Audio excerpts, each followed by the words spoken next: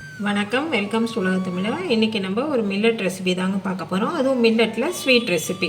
இன்றைக்கி நம்ம எடுத்துருக்கிறது வரகரிசி. வரகரிசி பாருங்கள், இதை மாதிரி தான் இருக்கும்.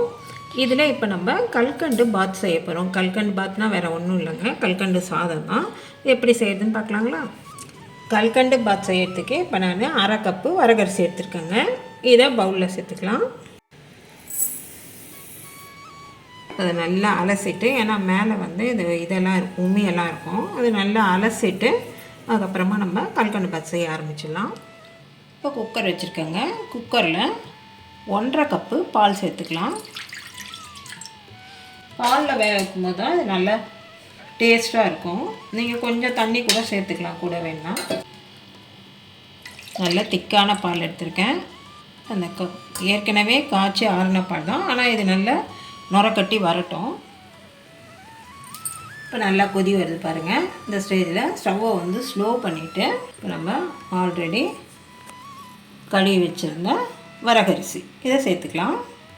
வரகரிசியை கழுவும் போது ஒரு 4-5 வாட்டி நல்லா கழுவுங்க. ஏன்னா அதில் நிறைய அழுக்கு, சிறுதானியனாலே நிறைய இதெல்லாம் இருக்கும், உண்மை எல்லாமே. இது ஒரு முறை நல்லா கலந்து விட்டுடலாம்.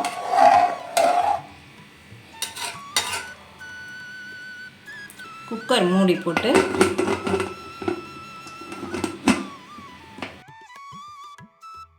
விசில் வச்சிடலாங்க. ஒரு 3 விசில் வரட்டும். 3 விசில் வந்துடுச்சு, ப்ரெஷரும் அடங்கிடுச்சிங்க. ஓப்பன் பண்ணிடலாம்.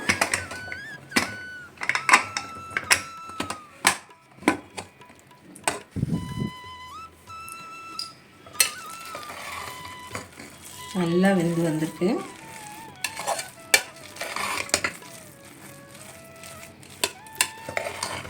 நல்லா பாலெல்லாம் இழுத்துக்கிச்சு. இதே நம்ம சாதாரண பாத்திரத்தில் வச்சோம்னா பால் கொஞ்சம் இருக்கிற மாதிரி இருக்கும். நம்ம கொஞ்சம் நல்லா அதை சுண்டுற வரைக்கும் வைக்கிற மாதிரி இருக்கும். இது ப்ரெஷர் குக்கர்ன்றதுனால சரியாயிடுச்சுங்க அப்படியே. இப்போ ஒன்று சேர கலந்தாச்சு, அவ்வளோதான். இப்போ ஸ்டவ் ஆன் பண்ணிக்கோங்க. ஆன் பண்ணிவிட்டு இல்லை 1/2 கப்பு கல்கண்டு. இது வந்து பொடிக்கணும்னு அவசியம் இல்லை, அப்படியே சேர்த்தாலே இது கரைஞ்சிரும். இப்போ ஸ்டவ்வை வந்து ஸ்லோ ஃப்ளேமில் வச்சுட்டு கலருங்க.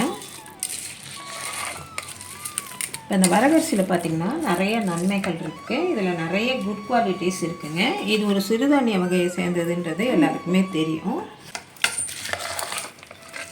இது ரத்தத்தில் சர்க்கரையோட அளவை வந்து கட்டுக்குள்ளே வைக்க உதவுதுங்க. மேலும் மலச்சிக்கலை போக்க பெரிதும் உதவுது. ரத்த அழுத்தம் இருக்கிறவங்களுக்கு கூட இது ஒரு மருந்தாக பயன்படுற மாதிரி வரகரிசியும் வந்து ஒரு நல்ல குவாலிட்டி இருக்கிறதுனால ரத்த அழுத்தத்தையும் சீராக்க உதவுதுங்க. மேலும் இதில் வந்து நார் சத்தும் புரத சத்தும் நிறைஞ்சு இருக்குது.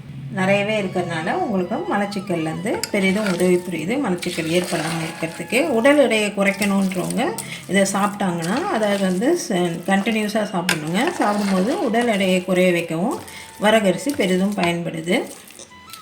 இப்போ இது எல்லாம் நல்லா ஒன்றா சேர்ந்து வருது பாருங்கள். கொஞ்சம் மெல்ட் ஆகுது கல்கண்டு.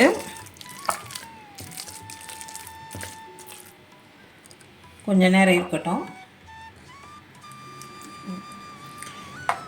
இப்போ இது நல்லா ஒன்று சேர கலந்துருச்சுங்க. கல்கண்டும் நல்லா கரைஞ்சிருச்சு.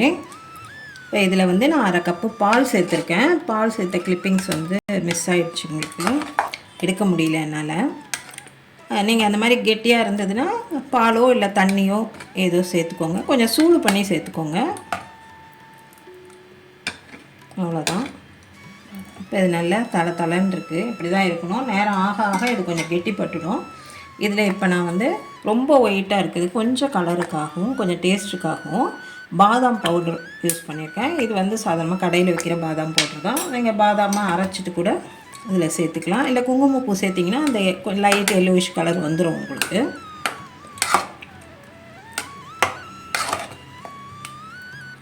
இப்போ இதில் முந்திரி வறுத்து வச்சுருக்காங்க நெய்யில், அதை சேர்த்துக்கலாம்.